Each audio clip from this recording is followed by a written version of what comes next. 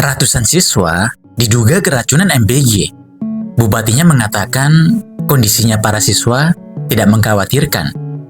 Yang kemungkinan, ini baru kemungkinan gejala keracunan, ini semuanya tidak ada yang mengkhawatirkan.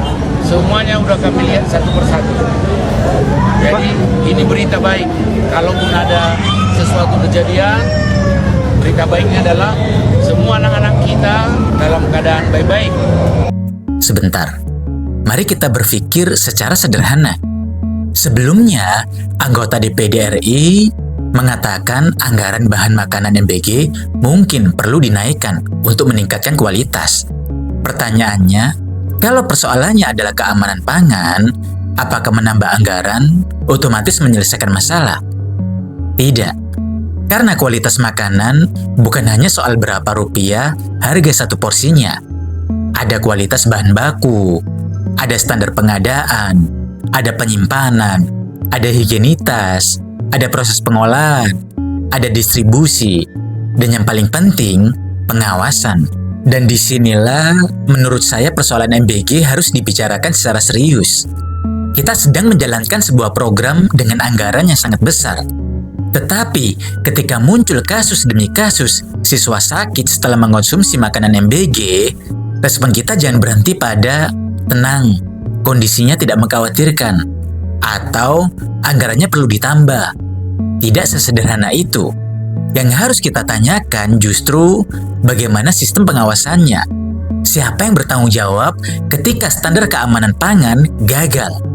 Dan yang paling penting, berapa banyak kasus lagi yang harus terjadi sampai pemerintah menganggap ini sebagai persoalan sistemik. Karena ini bukan sekedar soal satu porsi makanan. Ini soal negara ketika memberi makan anak-anaknya. Kalau program ini benar-benar dibuat untuk kepentingan anak bangsa, maka ukuran keberhasilannya bukan sekedar berapa juta porsi yang berhasil dibagikan setiap hari. Ukuran keberhasilannya jauh lebih sederhana. Apakah makanan itu benar-benar bergizi? Apakah makanan itu aman? Dan apakah anak-anak yang memakannya pulang dengan sehat? Bukan justru membutuhkan perawatan medis. Saya bukan sedang mempersoalkan niat baik program MBG.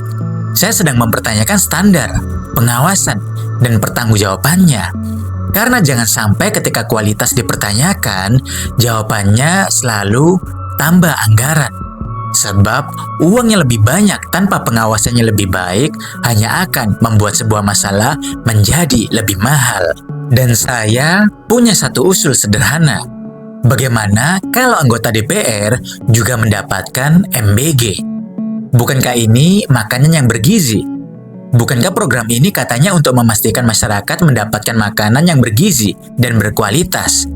Jadi mungkin sesekali biarkan para pembuat kebijakan merasakan sendiri makanan yang bergizi ini.